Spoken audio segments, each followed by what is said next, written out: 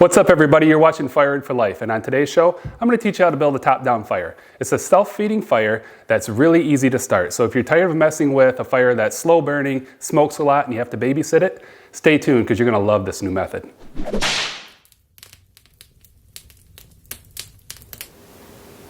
All right, welcome back. Like I said previously, we are going to build a top-down fire, and what essentially this is building a fire from the top down, right? It's really easy to do, but when do you want to build a top-down fire? I like to do it when your firebox is cold. So this morning we came out, I had to clean out the ashes, and I wanted to clean the glass. And if you want to know how to, clean glass really easy, I dropped a link in the description below. It's simple to do, and it doesn't require any chemicals. So check that out if you want to know.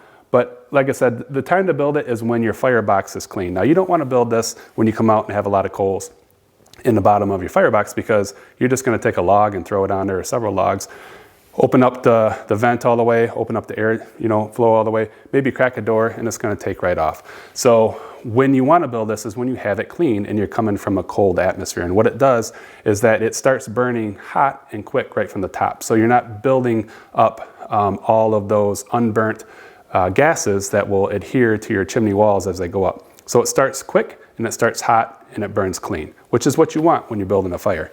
Now, what we're using for wood today, this is red oak. I put it on the bottom because obviously it's the hardwood of choice, especially in this area in Michigan. And so it's going to burn slower. And as you build up, as you move down in size with your logs, I like to switch to something that starts just a little bit easier. Now, this is poplar. I know a lot of people don't like to burn poplar. We call it poplar here in Michigan. It's typically, I think, an aspen, right?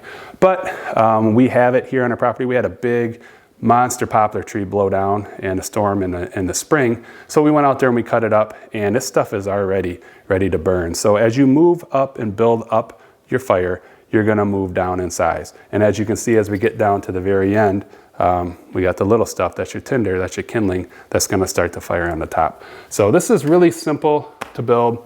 We're using, one tip I'll give you guys is that this is a North Star. It's a heat and glow zero clearance fireplace. I love it. It's really convenient because it sits flat in the wall and it doesn't protrude out into my living room, which I think is great. The one thing that I don't like about it though, or I guess that you have to kind of keep in mind, is that the firebox in this particular stove is thin. So when you stack the logs in for a top-down fire, when you put them in this way, you're going to have to use a shorter log than what you would if you ran them, parallel in the stove. Not that big of a deal. If when you're cutting up trees, you always had those weird ones at the very end. So you're like, oh man, it's a little bit small. What do I do with? Those are the ones I put off to the side, and I keep them for this particular method, right? So it works perfect. If you've got a different style firebox, it's never going to be a problem. I think this is unique to this style of stove. So probably not going to run into that problem for most people. But if you do, just think about that. Just put them off to the side. So anyhow, like I said, simple to build. It's clean. It's efficient. So I'll show you how to do it. See if you like it. All right, now let's build a fire. Start off by taking your biggest pieces. This is a piece of oak, and I just had a big piece of poplar here I'm going to throw on the bottom of it. And I like to use pieces that are the same level because as you build it up, you don't want it to fall over. And just leave a small gap between them. And then you're just building it. It's kind of like Lincoln logs when you're a kid. And these are the smaller pieces I was telling you about in this particular stove, but yours, it might not matter. Just make a base across it. Lay it perpendicular across. And like I said, it works good if you have stuff that's kind of the same length. And then the next level, you just keep building it up. Maybe like you're building a fort when you're a kid. So that is that layer. Like I said, just keep some distance, keep a gap between it. And you just keep going back and forth. And you're gonna get smaller and smaller as you go up. And these are the pieces of poplar that I was talking about earlier. Just lay them right across. It's not rocket science, pretty easy to do. Coming up to the top, you can just scatter those just like that. If you want, so this is fat wood. I'm gonna use a couple pieces of these in here. You can use a fire starter if you want. You can use newspaper. You can, honestly, with this stuff, you probably don't have to use it at all. But we've got a big bag of it out in the garage, so we're gonna use it like that. And that's it. Now, simply, if you guys can see this in here, I've talked about it before. This is a Benzomatic. You can light this with you know, some newspaper and a match. I like to do things easy, and this makes it simple. If you don't have one of these, I'll put a link down below. It's amazing. I start 99% of the fires with it. So what we're gonna do, just get in there and start it.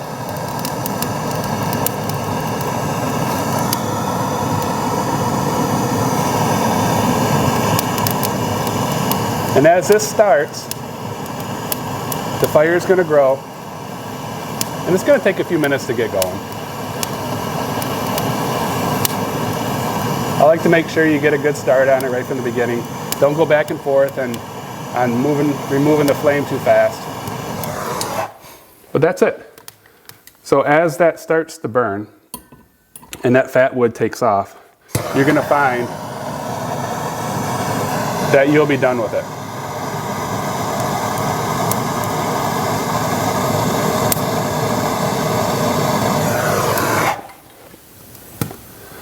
All right, so just give you kind of like a time frame. We're 35 seconds into it since I first cut away from the last screen, and I started the stopwatch. So now we're 45 seconds into it, and you guys can see it's really starting to, I mean, I can feel the heat from here. It's really starting to take off. So let's wait another minute or two, and we'll come back. I'll keep this running, and I'll show you where it's at.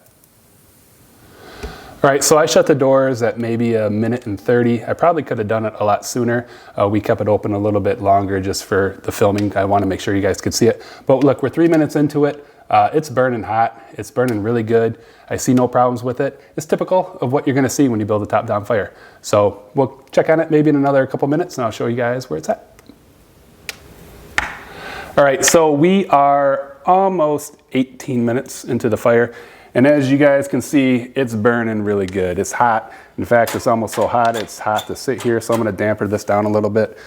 But it's well established. It's already down to that third layer. All of our bigger logs are now on fire. And it works great. It's clean burning, and it's a fantastic way to build a fire.